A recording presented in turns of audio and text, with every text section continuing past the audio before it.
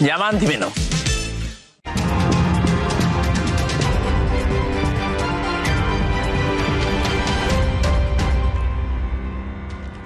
Yasir Nenama bersama Anda di Kompas Petang, Saudara. Indonesia Corruption Watch (ICW) didampingi tim advokasi untuk demokrasi melaporkan penyebaran data pribadi atau doxing terhadap peneliti ICW Diki Anandya ke Bareskrim Polri. Data pribadi Diki, Saudara, diduga disebar melalui media sosial setelah ia banyak memberikan pernyataan publik mengenai masuknya nama Presiden ke-7 Republik Indonesia Joko Widodo sebagai salah satu finalis koruptor di dunia.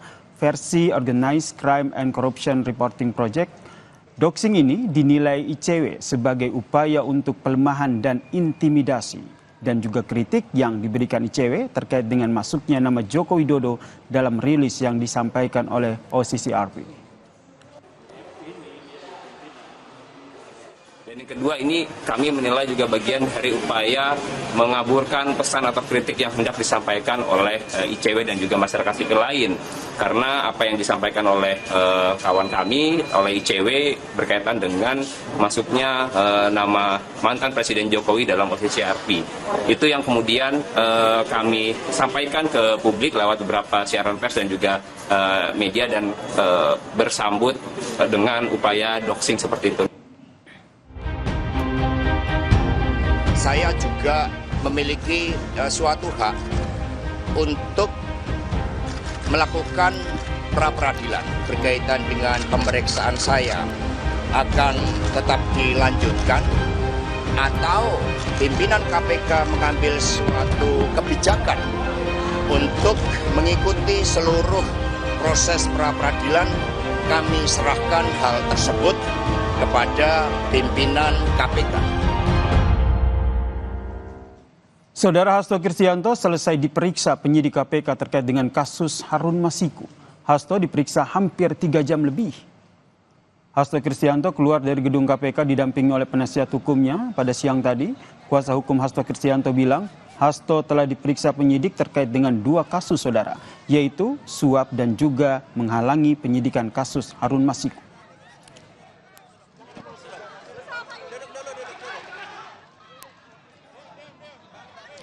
Sekjen PD Perjuangan Hasto Kristianto pertama kalinya diperiksa penyidik KPK dengan status tersangka, Saudara. Hasto diperiksa atas 2 perkara, yaitu suap dan juga perintangan penyidikan. Untuk membahasnya sudah bergabung bersama kami di Kompas Petang, mantan penyidik KPK, Yudi Purnomo, dan juga kuasa hukum PD Perjuangan Erna Ratnaningsih. Selamat petang, Mas Yudi. Selamat petang, Mbak Erna. Selamat sore, Mas. Selamat sore. Saya ke Mbak Erna dulu. Tadi diperiksa sudah selesai 3 jam pemeriksaan. Materinya apa aja nih, Mbak? Pada prinsipnya ya pemeriksaan yang tadi berjalan selama 3 jam ini berjalan dengan lancar. Dan dalam hal ini kami akan terus menghormati proses hukum yang ada. Mengenai materi tentu saja ini fokus kepada apa yang ada di dalam sprindik, di mana berkaitan dengan suap gratifikasi dan juga obstruction of justice. Oke, 2 hal ya terkait dengan suap dan juga perintangan penyidikan begitu. Kalau ke Mas Yudi, biasanya kalau dalam pemeriksaan awal, ini kan pemeriksaan pertama sebagai tersangka, 3 jam. Menurut Anda ini apa yang biasanya digali oleh penyidik KPK dalam pemeriksaan awal ini? Ya, ini kan pemeriksaan perdana dan kemudian juga tidak dilanjutkan dengan proses penahanan ya. Artinya ya menurut saya tidak banyak yang kemudian dituangkan dalam berita acara pemeriksaan sebagai tersangka yang dilakukan oleh penyidik KPK terhadap yang terperiksa ya, yaitu Pak Hasto. Lagi pula kan tersangka pun juga mempunyai hak untuk mendapatkan berita acara pemeriksaan tersangka. Jadi kan semua sebenarnya sudah jelas di situ. Saya melihat bahwa terkait pemeriksaan kali ini mungkin lebih banyak ke formil ya, apalagi sebelumnya kan Pak Hasto juga pernah diperiksa sebagai saksi ya, jadi akan lebih banyak merujuk kepada di sana. Kemudian terkait dengan 2 sprindik ya atau 2 kasus yang mendera Pak Hasto tentu ditanyakan ya, tapi ya karena memang waktunya hanya 3,5 jam ya tentu tidak akan banyak yang dituangkan, tidak akan banyak dokumen yang dikonfirmasi, tidak akan banyak barang bukti yang kemudian ditunjukkan untuk dijelaskan oleh Pak Hasto dan lain sebagainya. Artinya memang ini pemeriksaan perdana oleh penyidik KPK, ya tentu kita tunggu ya bagaimana pemeriksaan selanjutnya. Begitu, Mas. Ke Mbak Erna tadi ada selain diperiksa tadi 3 jam tadi juga apakah surat pra peradilan ini juga sudah diserahkan kepada penyidik?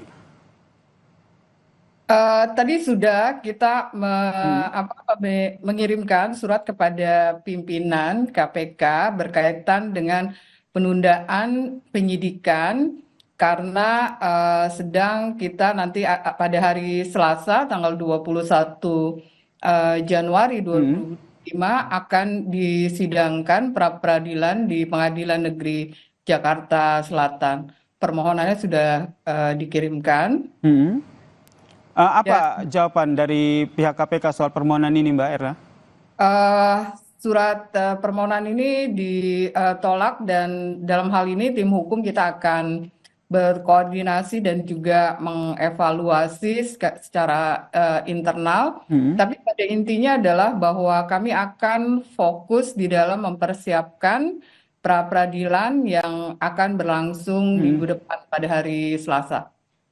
Oke, sebelumnya kalau kita lihat dalam pemeriksaan yang dilakukan oleh KPK, KPK juga telah melakukan penggeledahan dan juga ada menyita buku catatan dan juga flash disk. Apakah ini juga digali dalam pemeriksaan tadi? Berkaitan dengan materi pemeriksaan, ya itu di KPK dalam hal ini hanya ada satu pengacara yang mendampingi dan kebetulan yang mendampingi itu bukan saya, sehingga saya tidak mengetahui secara detail berkaitan dengan apakah ada berkaitan pertanyaan-pertanyaan yang terkait dengan penggeledahan tersebut. Termasuk sebenarnya kan publik juga ingin jadi bertanya-tanya sebenarnya di flash disk dan juga buku catatan itu isinya apa, Mbak Erna? Saya pikir itu akan masuk di dalam pokok perkara, ya.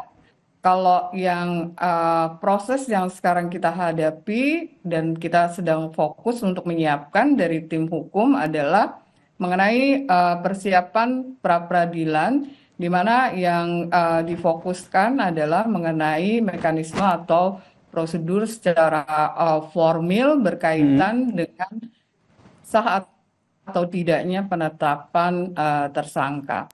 Jadi mengenai materi ini nanti ada proses tersendiri.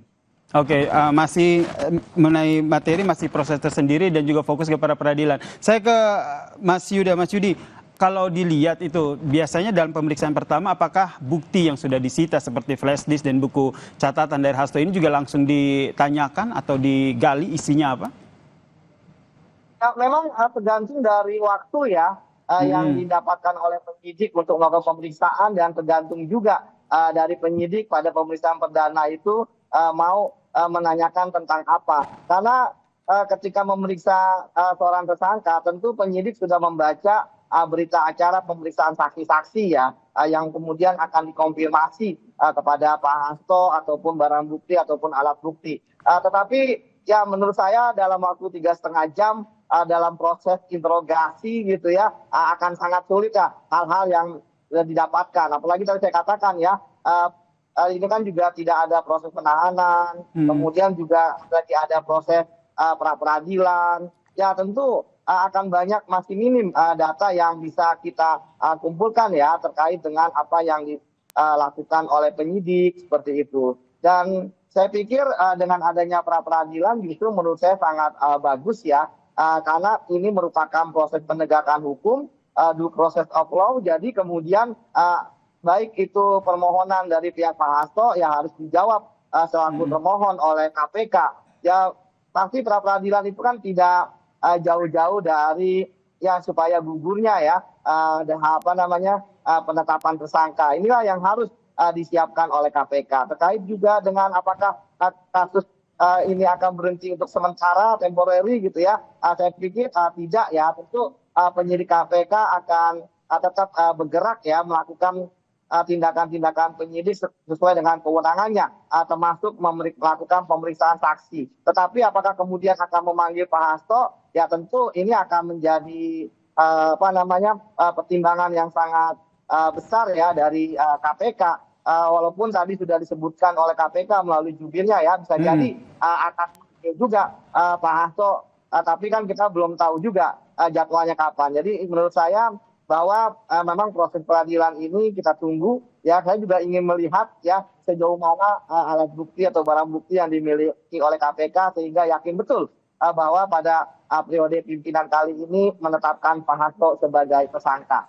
Oke, ini yang masih kita nantikan begitu. Kemudian tadi juga sudah diperiksa namun tidak ditahan. Kalau dari Mbak Erna sendiri sudah dapat informasi apakah terkait dengan tidak ditahannya Hasto setelah diperiksa sebagai tersangka ini, apakah atas permintaan Hasto karena mengajukan pra peradilan atau ada kaitan lain?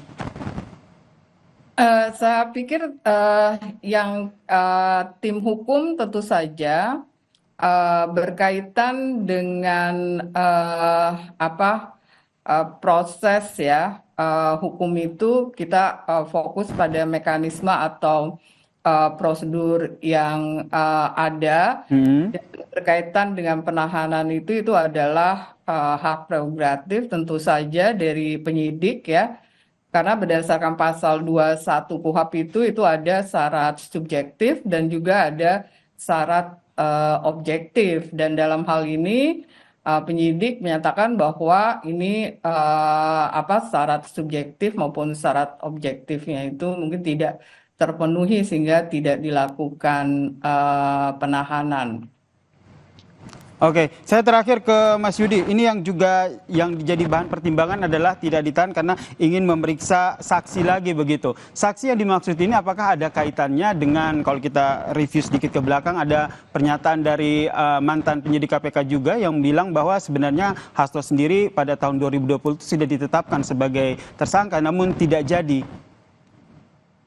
Tentu akan ada banyak kemungkinan ya saksi-saksi apa ya mereka untuk memperkuat ya pembuktian mereka, menambah barang bukti ataupun mengembangkan perkara ini, karena memang kan ada dua kasus ya, kasus suap dan kasus perintangan penyidikan. Namun apapun itu bagi saya kasus ini harus jelas dan transparan di publik, bagaimana prosesnya, bahkan akhir. Kalau memang ada orang-orang lain yang dianggap bertanggung jawab ya terkait dengan dua kasus tersebut, ya segera ketika misalnya ditemukan alat bukti yang cukup, ya tetapkan sebagai tersangka untuk mempertanggungjawabkan perbuatannya. Jadi saya pikir ini merupakan proses penegakan hukum yang clear dari KPK, dan ketika KPK pun tidak menahan hari itu, saya pikir itu adalah kebijaksanaan ya dari penyidik dan juga pimpinan KPK. Baik, terima kasih mantan penyidik KPK Mas Yudi Purnomo dan juga kuasa hukum PDI Perjuangan Erna Ratnaningsih telah bergabung bersama kami di Kompas Petang. Salam sehat semuanya.